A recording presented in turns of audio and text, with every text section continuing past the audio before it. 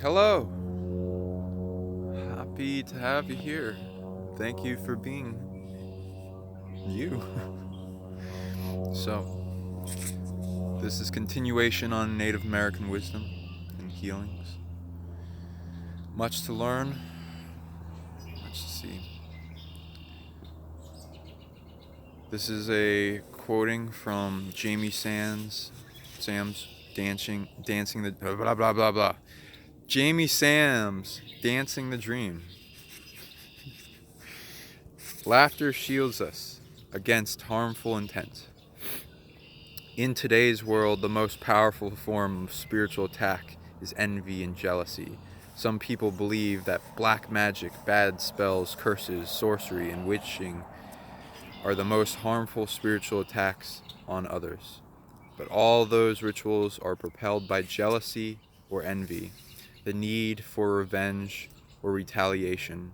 I have felt and seen how ugly, unstaunched, hate-filled emotions can harm the energy field of others. This battering in the unseen world of Dreamweave can weaken a person's spiritual boundaries and eventually make that person ill or accidentally prone, particularly if the person targeted is also leaking his or her energy on fear, hate, bitterness, or envy. The revenge-oriented ritual that the in-depth dabbler practices are a misuse of Raven's medicine of magic. Dabblers who use spells and curses, directing harm toward other human beings, will have their bad intention boomerang, creating more harm in their lives. No harmful intent can flourish in the face of laughter. Laughter is the lubricant that keeps negativity from sticking. We break the stranglehold of any malicious intent when we do not fear it, but rather engage in laughter and joy and love. The more skillful we become disengaging from negativity, the stronger we become spiritually, emotionally, mentally, and physically.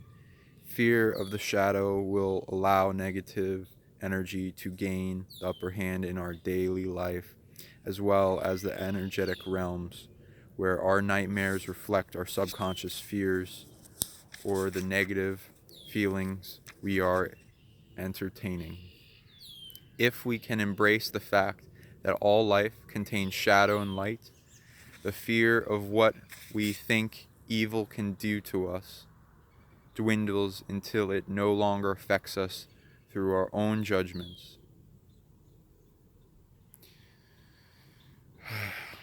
At various points on the third path, we are given opportunities to see how far we can come in developing a personal sense of well-being and in using our personal authority effectively in the world.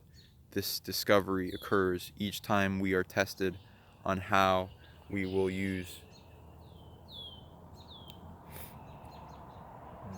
the authority we have gained, the expertise we employ, and the influence we have available. We get a real close-up look at our weaknesses in the process, as if Coyote placed all of our personal garbage and ragtag issues under an electronic microscope.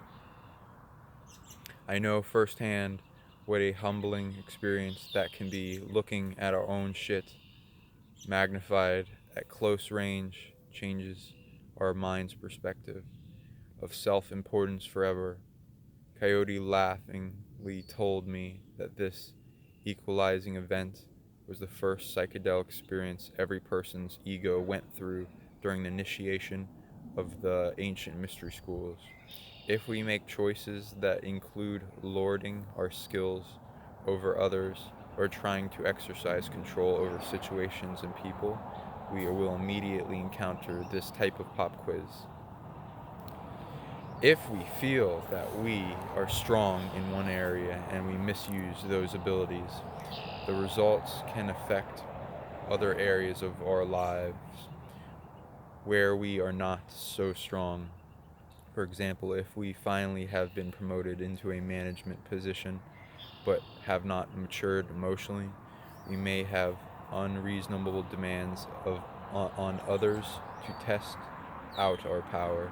This unfortunate choice of actions can start a chain of events that becomes more than humbling when we are called on the carpet by the boss. Or we may not know how to drop the same petty tyrant behavior when we leave work, alienating family members or friends.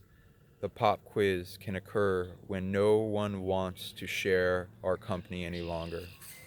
Learning how to handle the authority we have earned or the success we have attained. A third path lesson, handling fame or claim of some sort, including learning how to we can be seduced into becoming a petty tyrant, an arrogant snob, or a know-it-all.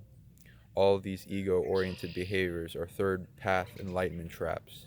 They seduce us into believing that we must adopt behaviors that we assume to be those of a person in a position of authority. Public acclaim or wealth, nothing could be further from the truth.